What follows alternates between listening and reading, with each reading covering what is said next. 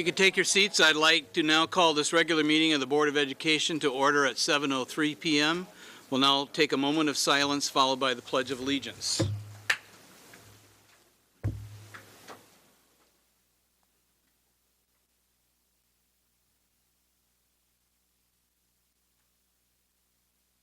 pledge allegiance to the flag of the United States of America and to the republic for which it stands, one nation, under God, indivisible, with liberty and justice for all.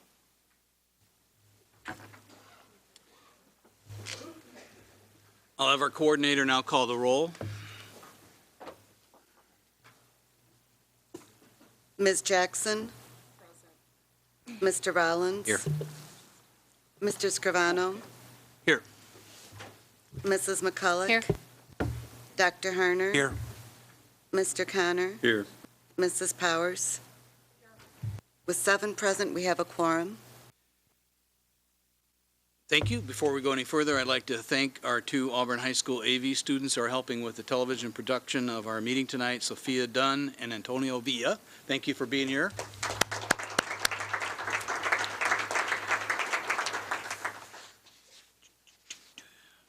Do we have any special recognitions tonight? We do.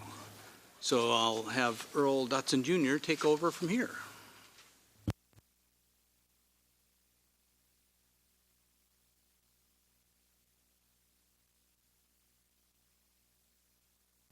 Good evening and thank you.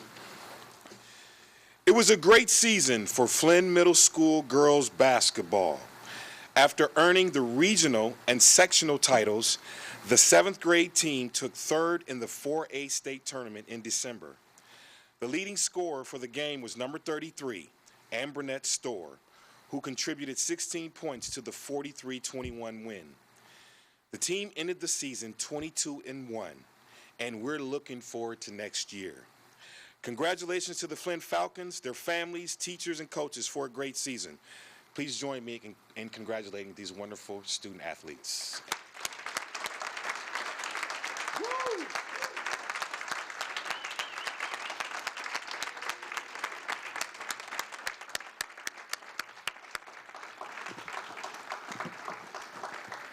I would also like to recognize Flynn's principal, Randy Bay, is here, and they have some hardware they'd like to show us. So go ahead, ladies. All right. Yeah.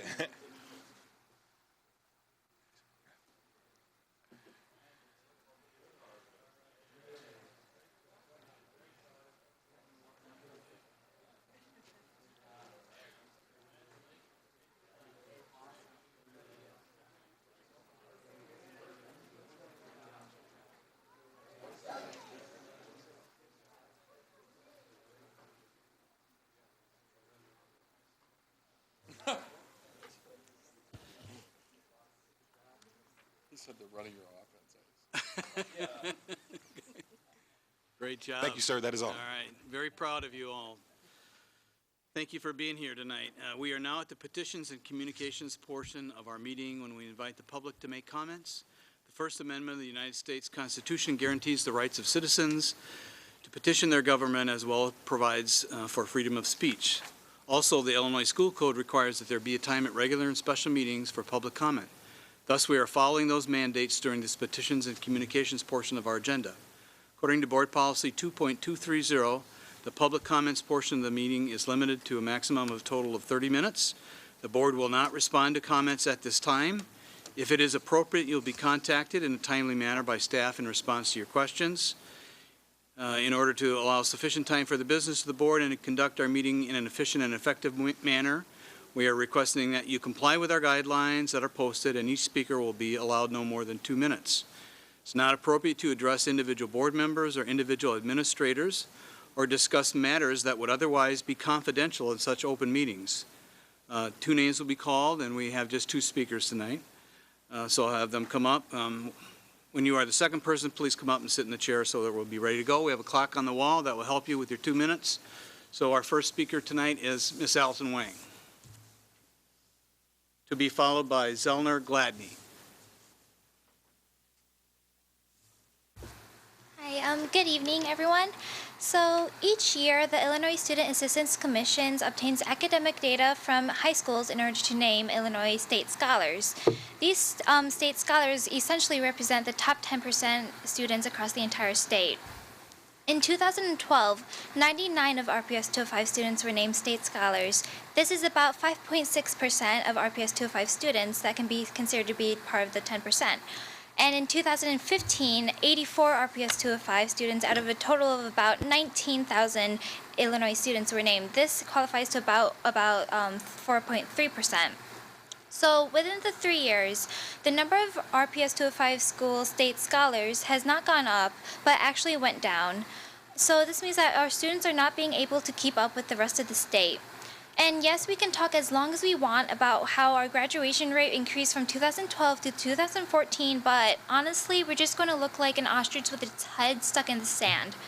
Being true and honest, one can raise or lower standards to get whatever number you want, or move them around, or just cut them off from the book. It does not matter what the graduation rate is, but what matters is what they can do after they graduate. Clearly, we aren't doing as well as the rest of the state. So are our graduates prepared for college or the workforce? Are they qualified enough to hold a job that pays enough to just get them through? Our ACT scores and number of state scholars seem to just say otherwise. Student academic performance needs to be improved, and we have to recognize this problem first. Thank you. For your comments, next speaker is Ms. Zellner Gladney. Okay, I have a letter. I hear that I wrote to the board, an appeal letter, requesting an answer, an action answer. I wrote the letter January 2015 via certified mail, and I have not heard. The situation that the letter is concerning is of a parent communication plan directive. So I would appreciate an answer from the board on the letter with an action answer. Thank you. Okay, thank you. Are there any board member comments at this time? Mr. Connor. A little bit late, but I want to congratulate the Auburn A Quiz Bowl team, who, if I written it correctly, won the New Trier Varsity Quiz Bowl on December 23rd. So congratulations to that team. Well done.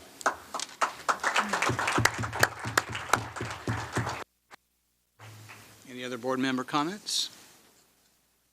Seeing none, we'll move on to the consent portion of our agenda, including the following items. Meeting minutes of January 13th, the purchase orders, payroll, accounts payable, contracts under $10,000, and travel. Bid recommendations, I don't see any listed there. They've been pulled, so there's none listed. Recurring contracts, approval of the amendment to agreement with Embry-Riddle Aeronautic University, the fiscal year 14 short-term accounting and financial reporting assistance, and the addendum to the Consortium for Educational Change Agreement. The other consent items were the monthly investment reports for January 2015, the resolution appointing Marianne Bessonen as school treasurer, the treasurer's bond, the December 2014 financial results, and the Freedom of Information log. Is there a motion and a second to approve the consent items? So moved. Moved by Mr. Connor. Second. Second by Mr. Rollins. Are there any consent items that board members wish to have pulled for separate consideration? Ms. Jackson. 8, 9, 10. There are no items under 8 now. They were pulled. Okay, so just 9 and 10 then? Okay. Any others? Okay, I'll have the coordinator then call the roll on the approval of the consent items not pulled.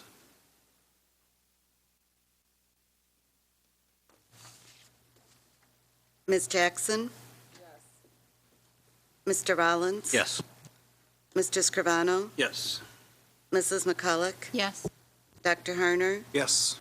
Mr. Connor? Yes. Mrs. Powers? Yes. The motion passes unanimously. Ms. Jackson, you want each item pulled separately under 8 and 9 and 10?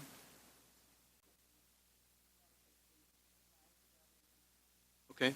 I'll take now a motion to approve the items under 9, recurring contracts. So moved. Moved by Mr. Connor, Second. second by Mr. Rollins.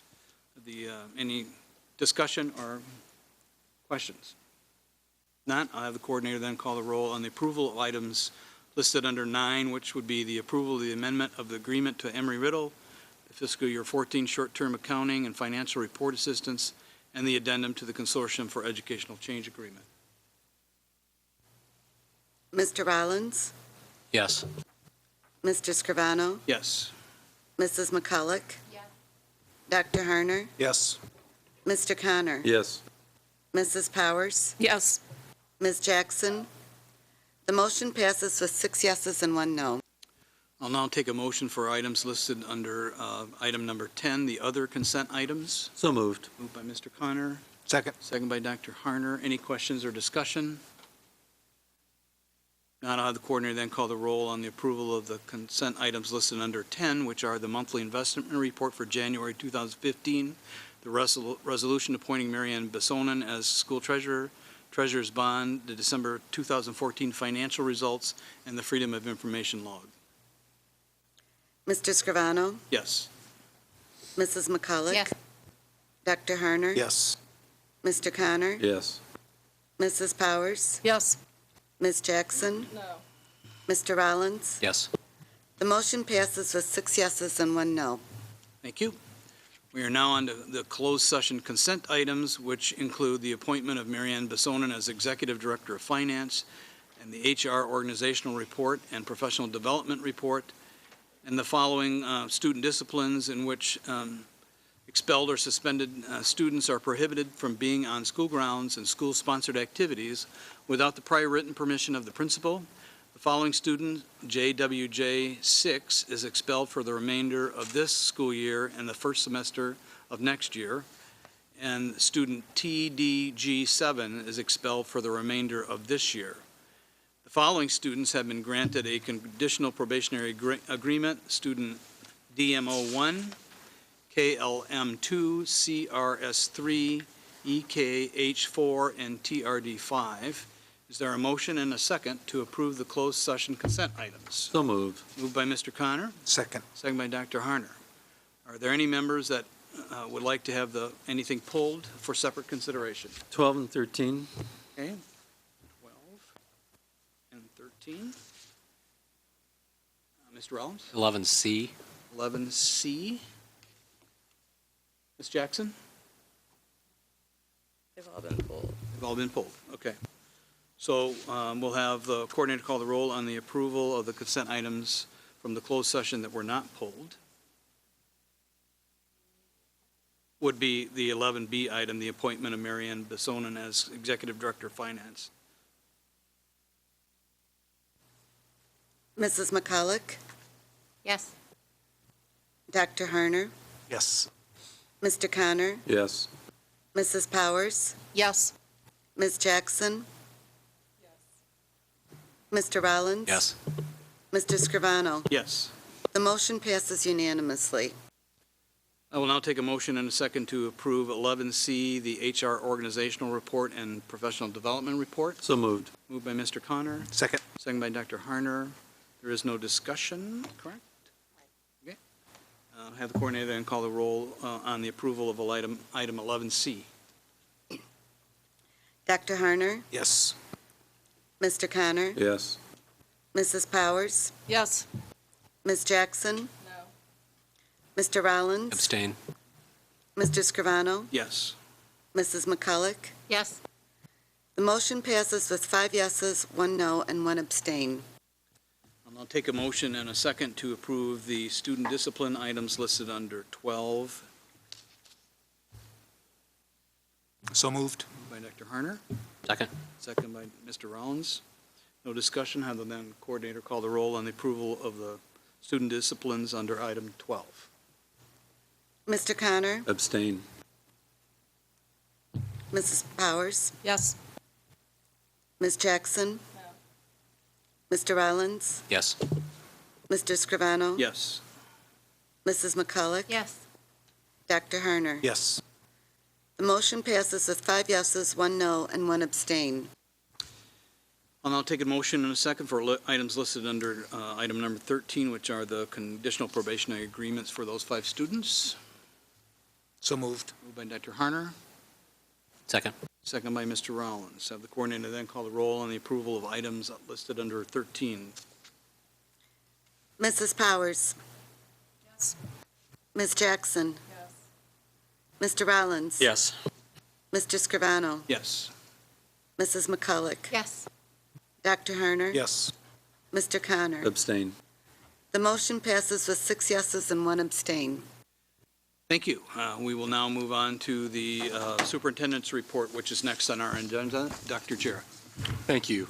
A few items that I'd like to highlight. One being some great news. I want to steal Dave Carson, our Executive Director for College and Career Thunder's his thunder a little bit here in terms of our ACT prep course that's going on. And Dave, with great partnership from our principals and in particular the First Illinois group and Sunil Puri, started a program. Now, this will be our 3rd year. It started with about 150 students, and now we're up to about 400.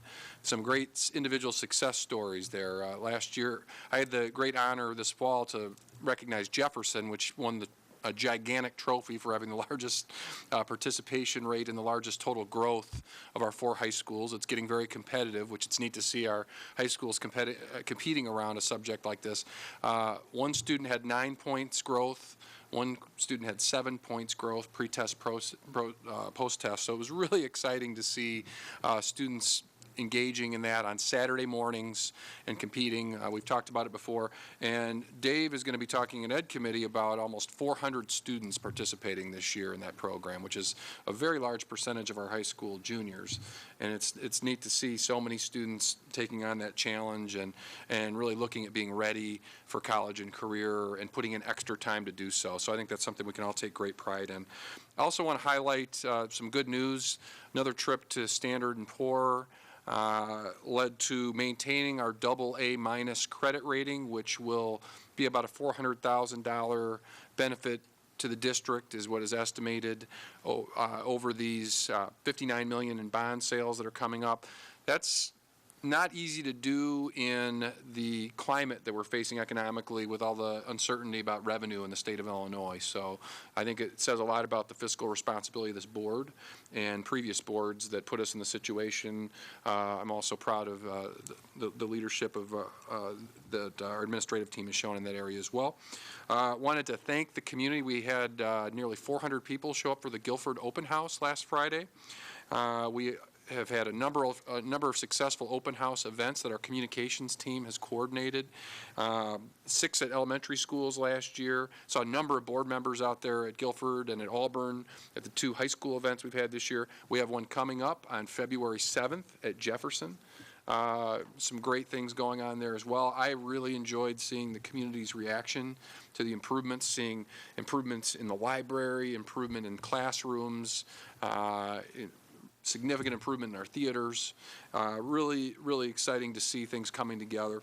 And then finally, looking forward to having a discussion about our strategic plan tonight. 5 goals, 9 strategies. Don't want to get into too much of the details other than to say that we had 60 community members who put in a lot of time, and we had literally thousands of people in the community weigh in as part of the process over the last 4 months. And I'm so appreciative that so many people were dedicated to put us in that position. And now it's in the hands of the board, and that's and I think we had 2 board members who served on that committee, Mr. Rollins and Mr. Scrivano, and I think we're in a really good place. And I appreciate all of the community's contributions as well as the board's contribution. This is going to set a really important course for our district. Thank you. We'll move on to committee reports, and we'll start with the Education Committee report by Mrs. McCulloch. Education Committee has not met since our last board meeting, but we will be here on Monday, this coming Monday, February 2nd, at 5:30. On the agenda are reports and updates on the following: the school improvement planning by Mr. Hickman, the high school academies by Mr. Carson, driver's education by Mr. Fagan, special education by Ms. Cyrus, and PAR by Mr. Vosberg. Okay. That ends my report. Thank you. Mr. Rollins, the Operations Committee report. The Operations Committee also has not met since the last board meeting, and we will be meeting in this room on Tuesday, February 3rd at 5:30. Okay. And the Facility Plan Oversight Committee, Dr. Harner. Yeah, the Facilities Oversight Committee met a week ago on the 20th of January. We're kind of finalized several of the reports that we've been reviewing in order to track both the facility improvements, contingency and escalation category of things, as well as the land and furniture. I think we've created a good set of detail reports, both at a summary level as well as for each individual school. That we'll be able to track things as they're in process and as well as ongoing throughout the sometimes lengthy projects. There was quite a bit of discussion around how we think to making sure that that we are careful to look at our budgets so that we don't get out of scope with things and approve or look at things here on the front end that will end up affecting funding and stuff for projects later on in the overall plan.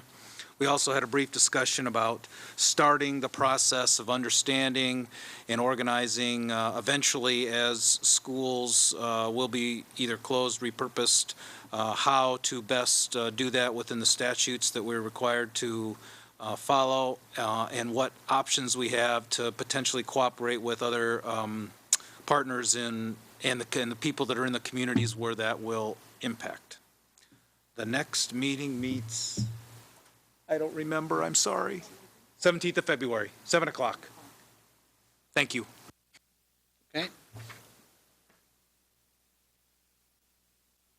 We are now into the action items for tonight's meeting. Our first action item. Point of order. May we ask questions about the facilities? Sure.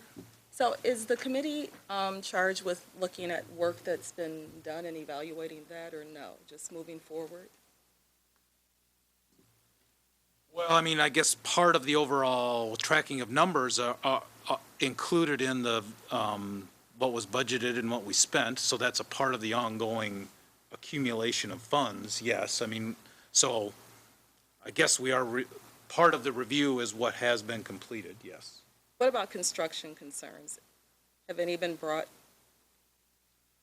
to the committee or no? I don't know. So for example, the Auburn Fieldhouse, I had the opportunity to go to a track meet there over the weekend.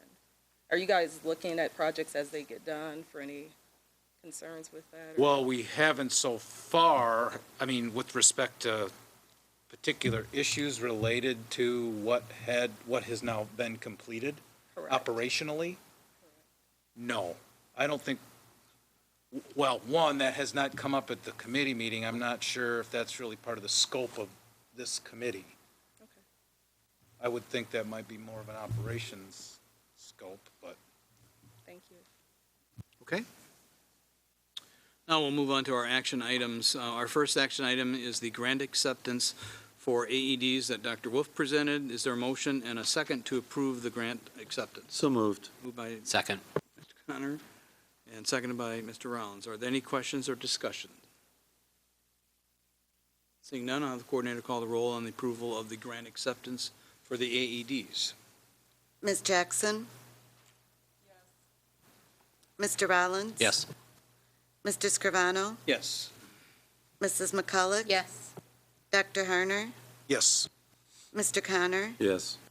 Mrs. Powers? Yes. The motion passes unanimously.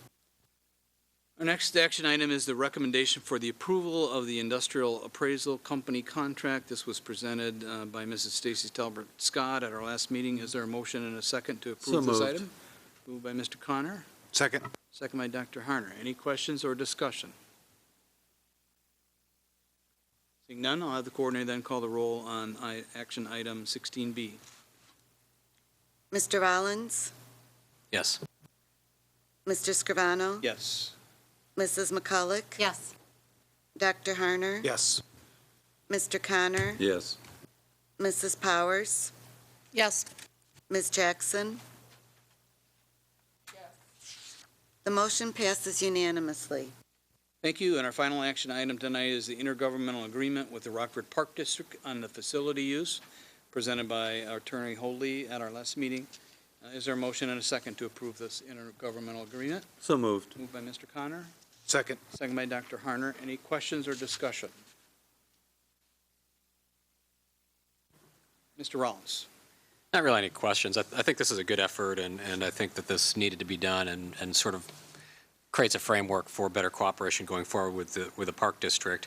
It is going to be complex, though, and you know, one of the problems I think we've had in the past is we reach agreement on something, and the agreement gets filed somewhere, and then everybody ignores it, which is a problem common across organizations. And I would just ask that that not happen, and that we actually pay attention to the agreement and implement it the way it's been drafted. Ms. McCullough. So with that in mind, were this to pass, what kind of training will there be for building administrators who will really be doing some work with oversight of their building usage? Mr. Schmidt, is that, you want to answer that question? Right. You want clarification on the question? Yes, please. Building administrators, can you just define that question a little bit more? I'm not sure what you're asking. So with all of our facilities, it depends on, because they work with the building principal, even though everything is vetted through the facilities department, correct, all of those? But if somebody just comes and just wants to use the property, have we clearly gone through with our building administrators what our new policy is and what the policy will be with regard to the Park District facilities, just so that they're aware? We'll update the regulations of how we're supposed to execute this policy, but currently in place right now is the building principal or the representative have to sign off on any particular rental before it comes to the facilities. So if a rental comes to the facilities department, we'll send it out to the building first to make sure they're okay with it. So there is a process in place currently for the buildings to say yes or no, we can rent this out there before it comes down to my department. I would add that to the training portion of your question, I think that's something Mrs. Hoadley can add into our annual update, our annual legal update. I think there's a place for that as well, and we can look at ensuring that it's an annual touch point in principal meetings as well. I think those would probably be the two most natural parts to make sure that that is reinforced. Mr. Connor? I would echo Mr. Rollins in that this is a really good step forward. I think, if I remember our discussion, that the issue, at least for me, is not the concept or policy side, which is clear and well done. I think there's probably process questions, and that one of the things that I'd recommend is that we follow up with something that calls out the process in terms of who does what on this one for the tracking. So I don't think we need to get dragged down to the detail level tonight, but I would suggest that we come back. If I listen to Mrs. McCulloch's question, I think it's similar in that it's really around process and how we're going to do it. The second thing that I'd like to make sure we're clear on is I believe at operations there was a recommendation about the tracking for contracts. And so from my point of view, this is a holistic topic, and that how we do contracts, how we report on that, and the processes underneath is something that I think this might be a good opportunity to clarify, again, who does what, and if we would like the contracts and the software that goes with that. I think there's a process aspect of it. So from my point of view, this is a good opportunity for us to clarify that, come back, have that detail so that we can go forward. Probably the right venue from my point of view is to come back to operations so that we can review that, see what the overview is. I think that would help us answer, frankly, a lot of questions and give us a way to ensure that the process supports what we're trying to do here. Mrs. Powers? At the first reading of this, I raised the issue of how this impacts job descriptions and would there be an administrative regulation. And I believe Superintendent indicated that that would be addressed. So do you have an update on that, or will those two things cover both process and the who part of the process?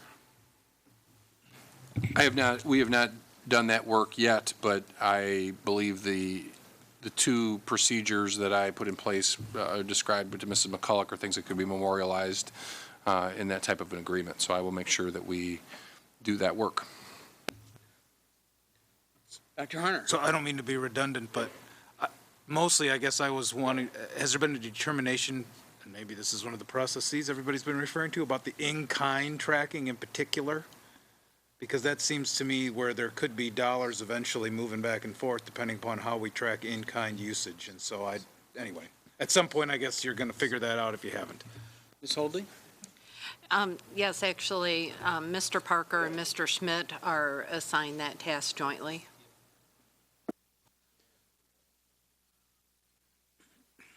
Okay, I'll have the coordinator then call the roll on the approval of action item 16C, the intergovernmental agreement with the Park District.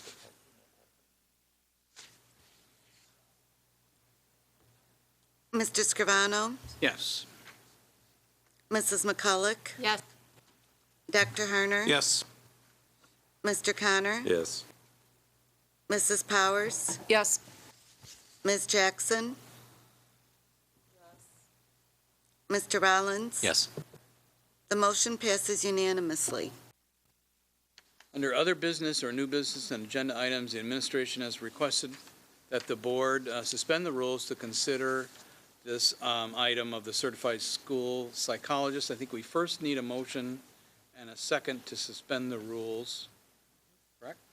So moved. Moved by Mr. Connor. Second. Second by Mr. Rollins. Okay. No discussion? We will call the roll then on the decision to to suspend the rules. Mrs. McCulloch? Yes. Dr. Harner? Yes. Mr. Connor? Yes. Mrs. Powers? Yes. Ms. Jackson? Mr. Rollins? Yes. Mr. Scrivano? Yes. The motion passes unanimously. Now, Mr. John Malone, there he is. I knew you were up there. Okay, you make. I need a motion and a second to consider the approval of the certified school psychologist. So moved. Second. Second by Mr. Rollins. Now you may proceed. Okay, good evening and thank you. The contract before you will allow the district to hire a school psychologist for the remainder of the FY15 school year. Currently, the department has 27 allocations, 22.4 of which have been filled to date. So we are just having trouble finding them out there to hire. School psychologists provide direct services to students and perform duties related to our Child Find activities. So approving this expedited contract will assist us in meeting those obligations, avoiding any further backlog of work, and will help us provide some relief to our existing psychology staff that is stretched pretty thin. Mrs. Powers. Who does this position report to? Ultimately, the Director of Special Education. And is that who does any performance review or any monitoring of their onboarding? And Their performance review would be handled by one of our special education administrators. In this case, it's Christina Badgley.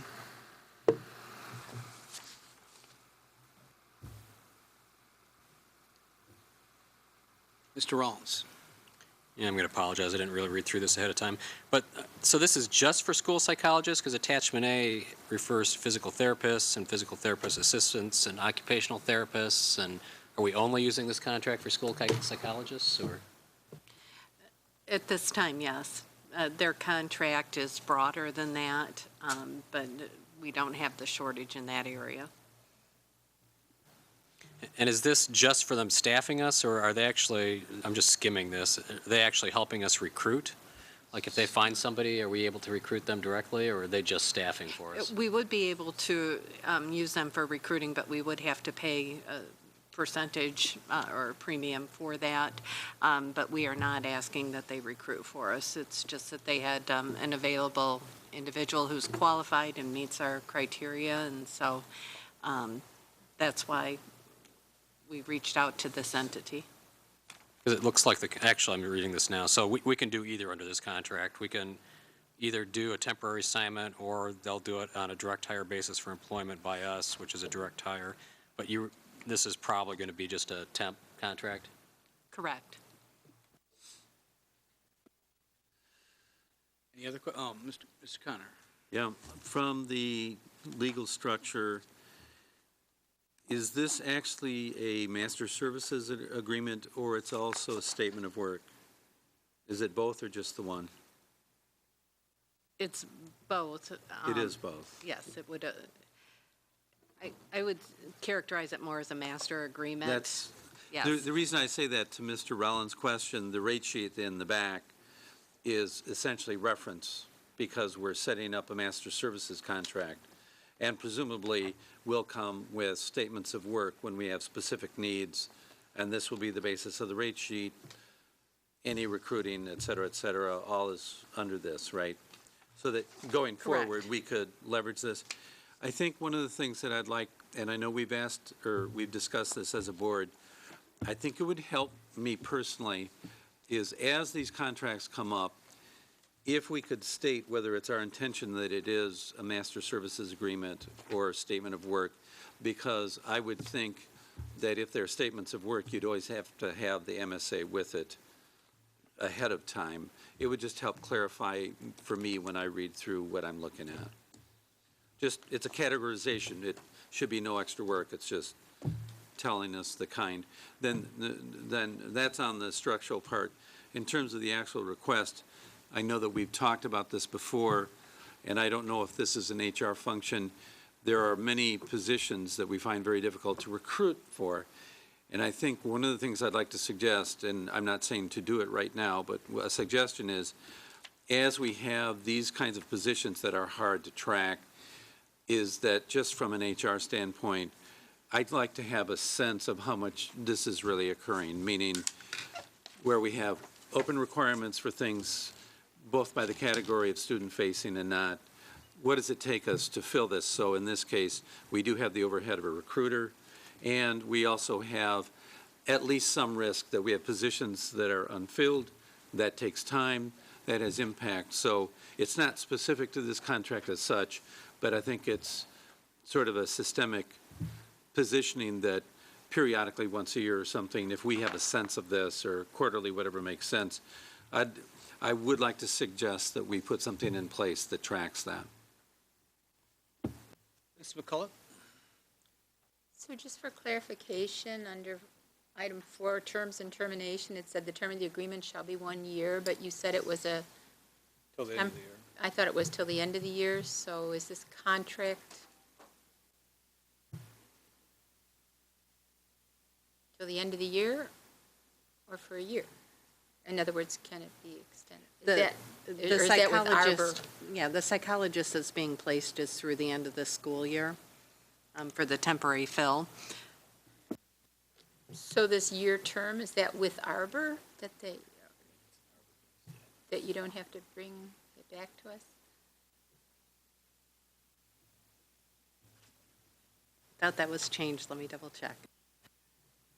Okay.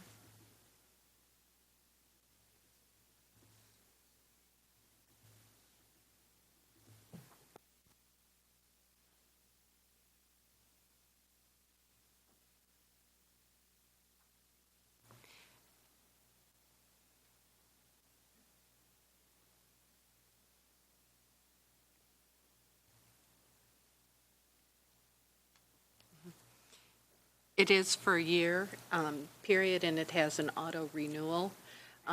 But unless you place in writing that you would term it. But the placement of the psychologist that we're using currently is only through the end of this school year. So to the extent we don't accept any other placements from this entity, it would, the agreement would sit out there without any financial impact. And were any other placements to be made, they would have to come to the board? Correct. So. Okay. Any other questions? Not, I'll then have the coordinator call the roll on the approval of item 17A.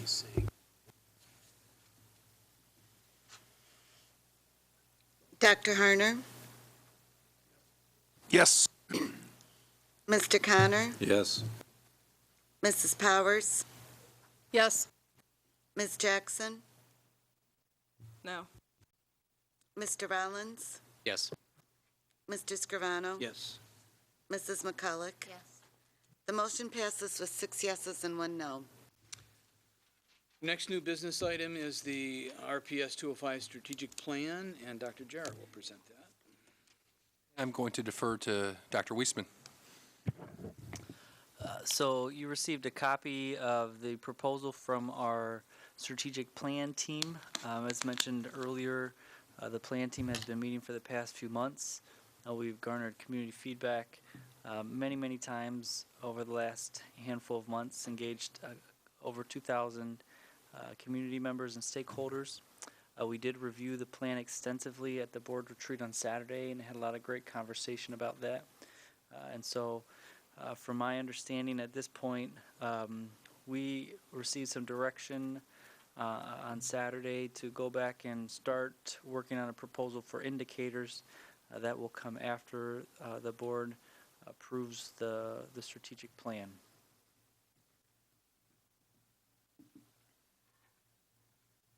Is there any additional formatting of how it's going to look? That's in the works? Yeah, that is in the works from the communications department. Okay. Mr. Connor? In terms of the process, we're presenting this tonight, and I assume, as is typical, we expect that we're going to vote on this in 2 weeks. That is correct? The discussion on Saturday, from my point of view, had a lot of good points. Now, I haven't looked at this in detail. I noticed on the surface there's a couple points that there haven't been changes. So I guess my question is, are we expecting to vote in 2 weeks on the document as is? Are there Great some question. updates that we can expect as a part Yeah. of this for the 2-week review? You will definitely expect some updates. What we put in the packet really was a draft of the plan old. before Saturday's meeting. Okay. So that you can get that before the weekend. So Yeah, no problem. I figured that was Great the deal. question. So let me ask this. What is driving us to make the final approval in 2 weeks?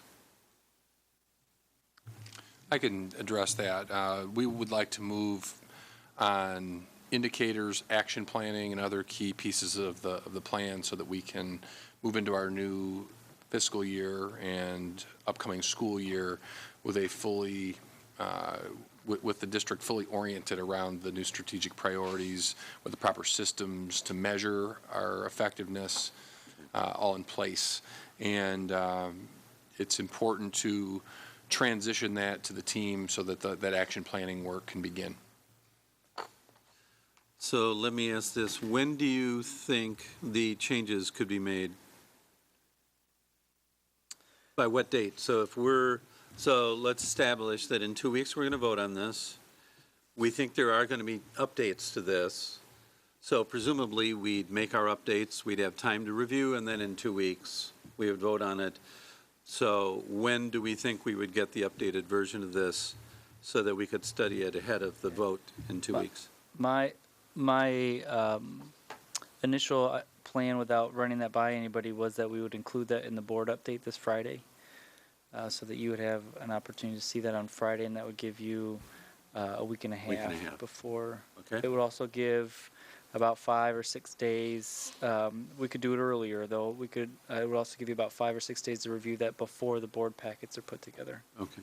We do have planned for the 23rd, Monday the 23rd, the day before February 24th. We have planned for the strategic plan facilitator, Dr. Sodweddle, to come in and do action plan training for the team leaders to make sure that we're approaching action planning in a consistent manner throughout the organization. And so approve that. There's only one board meeting between now and when the action team planning starts. So I think the comment I have then is that when we vote in 2 weeks, would it be fair to say that we have to agree on all the language? Or is there a possibility that in 2 weeks we say we're fine with the content and there may be some potential fine tuning, or in 2 weeks, that's it, in terms of the language? That would have to be, I think, the decision that you make as a board. Well, I I'm don't know if asking I the wanna make question, that so recommendation I don't know myself. if this is something the board wants to weigh in right now, but I think all I'm saying is that if we have time-dependent decisions, which I understand, and we want to go ahead both to give direction in terms of budget and other things that take time to prepare, and that particularly when we want to do the follow-up on the key indicators, which is how we measure this, and agree to that, we need to set our clear direction. So all I want to do is make sure that in 2 weeks, when we vote on this, that we say, this is the language we agree to, and after 2 weeks, there's no changing of the language. So do I understand correctly? That's what we're voting on, and that's what it's going to mean, that in 2 weeks, this is our language, and that's it. That would make it easier for us. I'm really asking a process question, and I want to make sure that everybody else is comfortable that that's what we're talking about happening in 2 weeks. Okay, Ms. Powers? I guess I would just say that when you send it out with the board update, if you can give us a date to get us our feedback back to you by, then that at least creates one cutoff for comments. Mr. Rollins? Yeah, at other stages of the process, when we've during the strategic planning process, we've pushed the product out to the community and asked for their feedback. And I don't remember seeing an email from you with that link this time, because I've actually used that in the past to push it out to various community groups. So can we do that again at this stage so we can get that out and get any feedback from the community? So we did do the community feedback after the first draft was put together in December, between the December and January meeting, but we haven't done anything since that last full day meeting in December. And I guess I'm suggesting, since this is what you're asking the board to vote on, Right. it would be nice if we could get that out to the community and do get any that. final comments from the community. I mean, I'm not asking for a formal survey, I'm just letting people know, and I think it is on our website, isn't it? Is this version on our website? The version that you have in front of you is on board docs. It's not on the website. Okay. If you can just push the link out to us and maybe Definitely. wait until you make whatever changes you're going to make for Friday so that we can push it out to whoever we want to push it out to and say, Definitely. let us know if you have any comments.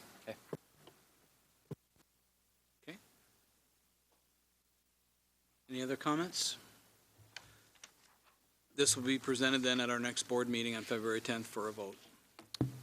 Our next item is the $75,000 IEPA grant acceptance. Dr. Wolf.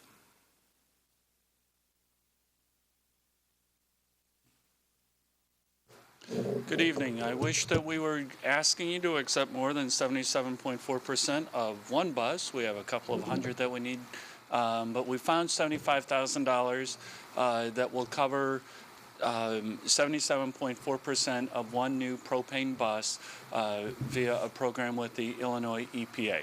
And Greg Wilson has identified the bus, and we're asking for you to accept the grant so we can purchase that.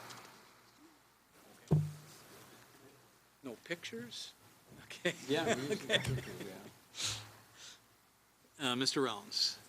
Okay, so Mr. Schmidt is getting ready for my questions. Okay. So we, as a pilot or test or whatever, we bought some propane buses, I think, 2 years ago, and they didn't work out very well. And from a maintenance standpoint, there wasn't anybody here locally who could maintain them. We did not ever have them all running at the same time. And so we made a decision last year to go away from propane buses. And plus, the cost of propane skyrocketed. So I'm all for, accepting money, but not if it's actually going to cost us money in the long run. So why do we think this is a good idea to buy a propane bus? I had the same discussion with Mr. Wilson, Executive Director of Transportation. He feels confident. They've made some strides with the repairs and maintenance and servicing some of the vehicles, and he looked at some of the cost comparisons from a diesel to propane, and quite frankly, if we can get a bus for 77% of the actual cost, he feels it's in the best interest of the district, since we'll be keeping this bus for 7 to 10 years. He felt very confident about it. He's the one that approached us about it. He says, you know what? I'll take another propane bus if we can get 77% of it back reimbursed. He said they've been running pretty good right now, so he's happy with them. Is there anybody locally who can work on them? Or do they still have to go out of town? I don't know that answer. I will have Mr. Wilson, and we'll bring it to the Operations Committee for you. Mrs. Powers? Can we train somebody in academy how to fix a propane bus? Kiddingly, but seriously, she said. So was this grant found through our grant writer, or Greg found it, or how did we even find this grant? Mr. Wilson became aware of it through his work with a variety of vendors in the transportation business. So we didn't pay somebody. Mr. Connor? If I remember in operations, and I'm sorry, I don't remember the time frame, we had a long presentation on the various types of buses. You remember that? So where does this fit in terms of our planning for our fleet of buses? It's as we look at replacing our buses for, on a 10-year cycle, replacing 10% of our fleet every year. We're just going to reduce it next year by one bus. So I guess maybe the tenor of my question is, what is our plans? How many propane buses do we anticipate? Is this a proof of concept?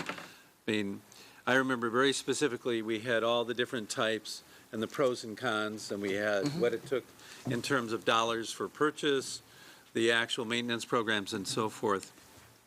So I think, I mean, obviously, if we have a grant, that's wonderful, but I think as I listen to Mr. Rollins, I guess the question is, if at the end of this, or at some point, would we say, oh, depending on how well this goes, we'll get more and we'll have a higher percentage of propane?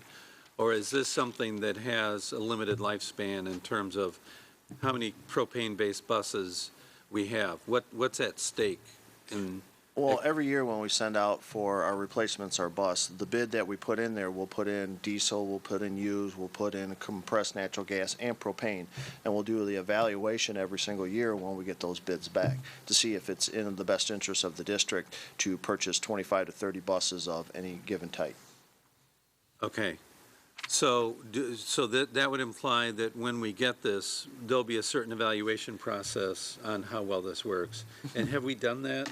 I mean, do we have a lot of these, to Mr. Rollins' point? It's not formalized. It's Mr. Wilson to sit there and evaluates what types of buses. As he develops the specs moving forward, from the previous buses that we bought, what's been good from the chassis to the engines to all the types of components.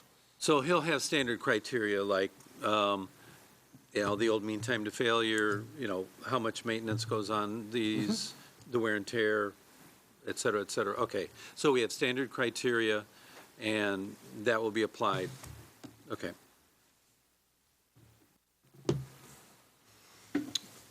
Seeing no other questions, then this will come to us at our next board meeting for approval. And our next item is the architectural services from Larson and Darby, and I think Kevin Bailing and Todd Schmidt are presenting this.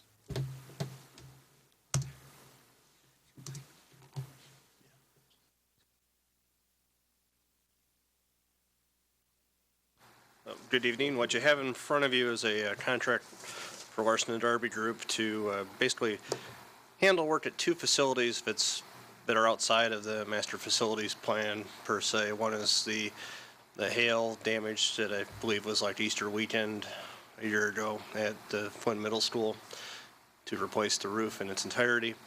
And then the other work is to address some ongoing concerns that we have at Sterling Holly with the functioning of the HVAC system, with the buses being warmed up in the morning and trying to keep the air inside the building properly maintained, if you will. So, Have we used Larson Darby before? Are they on our approved list of vendors? I figured that. Yes. And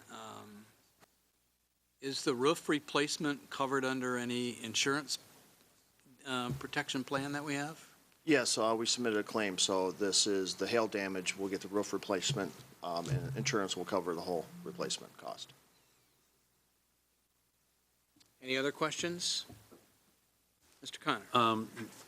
out of curiosity, since we got criticized at an operations committee for using architects that were out of the Rockford area, to be clear, Larson Darby is a locally based architect group. Correct.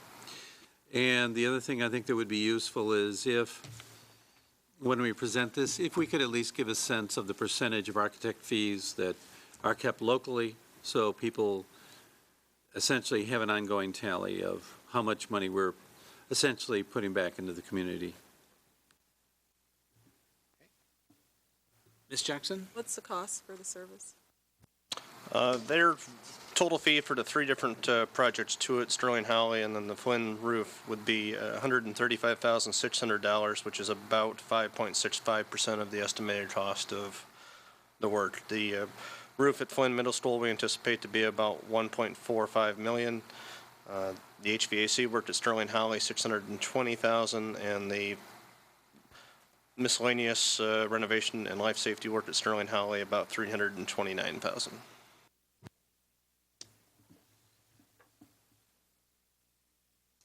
Any other questions? Not, this will also come to our board meeting for approval at our next meeting on February 10th. Thank you. The next item is the resolution to approve a fence line easement to the Rockford Park District. Mr. Schmidt. Yes, the Rockford School District was approached by the Rockford Park District and the Friends of Buyer.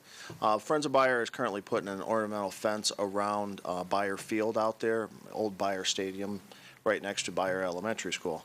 And part of that is they want to wrap around a little bit and put it on part of our property, about 20 to 30 feet of coming off of 15th Avenue. So they asked for an easement so they could actually put the rest of the fence so it can kind of wrap just about all the way around the old Buyer Stadium.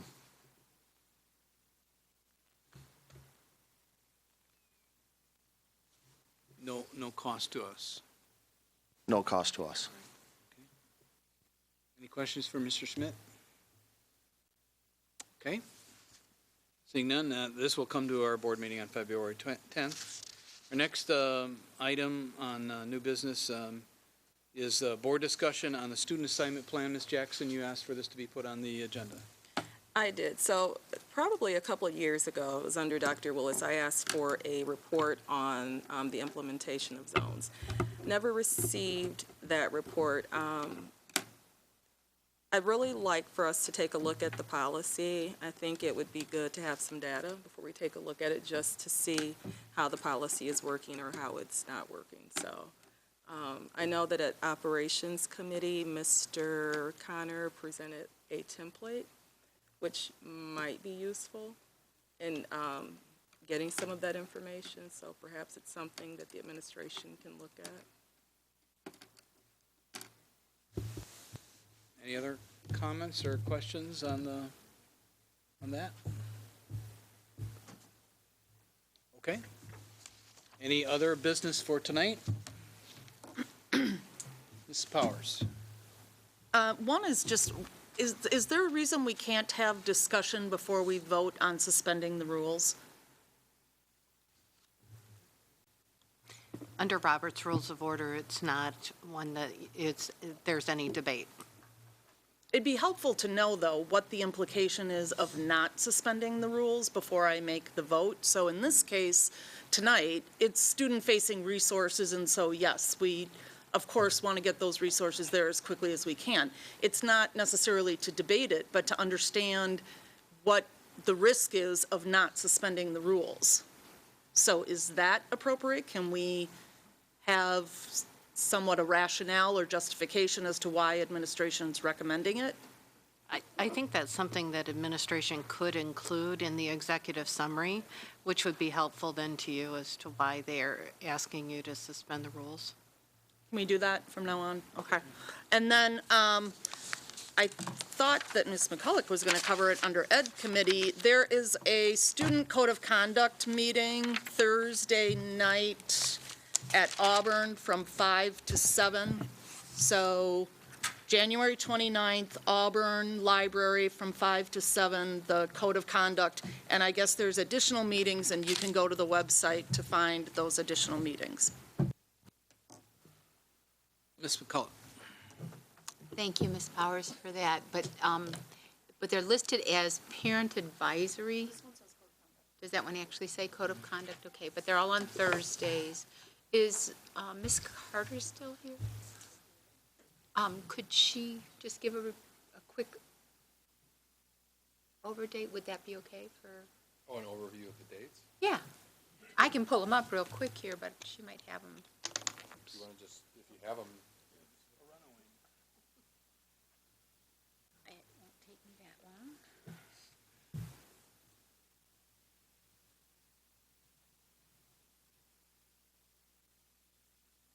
I think I remember seeing them in Here they are. in Yeah. the media update that Mr. Johnson sent out. All of them will be at the Auburn High School Library. They are, as Ms. Powers said, this Thursday as well as next Thursday from 5 to 7 p.m. And then in February, on the 2nd, it's on a Monday from 4 to 6 p.m. And then we go back to Thursday on February 19th and 26th from 5 to 7 p.m. So there's one anomaly, and that is the Monday meeting for someone who needed to be there earlier. Otherwise, they're all from 5 to 7 p.m., all on Thursdays, going through February 26th, with the exception of the February 2nd meeting. Okay, thank you for sharing that. Any other items, Mr. Rollins? So at the Operations Committee, when the Operations Committee was still overseeing facilities, we used to talk about doing, posting at all of the schools a schedule showing all of the construction that was scheduled. And we put that off until we all agreed on a construction schedule, which we did last summer. And we had a discussion at the board level about doing that to make sure, just so people at the buildings, parents, students, staff can see what we're actually scheduling for each building, when it's going to happen. I'm just curious where we are in that process. Communications Department did an excellent job of creating a template for us, and now that's in with the facility side and the capital project side to populate all that information in there. And we're working on that, and we should have that done here very shortly. Can you define very shortly? Sorry. What's the date today? We will have it to the Operations Committee. We have the template, and we can start populating, and we can show you guys a rough draft next week at the Operations Committee. Okay, thanks. We're just about there. Could I ask a question about that? Sure. Is this just electronically, it's going to be on a website, or are we going to actually put a physical poster so that when parents walk in the door, they can see something? Kind of like what we did initially with the plan, where we blew them up on posters, and we'll have it also electronically and the Perfect, website. thank you. I just wanted to make sure we were getting to as many people as possible. Thank you. Any other items? Not, I'll take a motion for Motion adjournment. to adjourn. Moved and seconded at 8:06 p.m. All those in favor say aye. Aye. Opposed, same sign. We are adjourned at 8:06. stuff done, too. That's good. Got some dates promoted.